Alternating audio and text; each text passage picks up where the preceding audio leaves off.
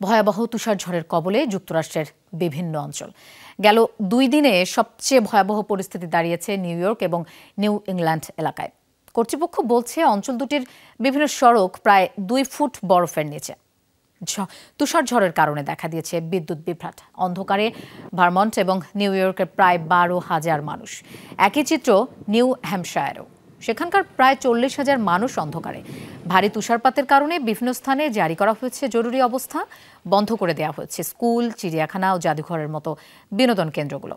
তীব্র তুষারঝড়ের কবলে Virginia, Georgia, Carolina সহ বিভিন্ন অঙ্গরাজ্য। ঘটেছে ছোট বড় 1.5 শতাধিক সড়ক দুর্ঘটনা। মার্কিন আবহাওয়া বিভাগের পূর্বাভাস, আরও কয়েকদিন থাকবে বৈরী পরিবেশ।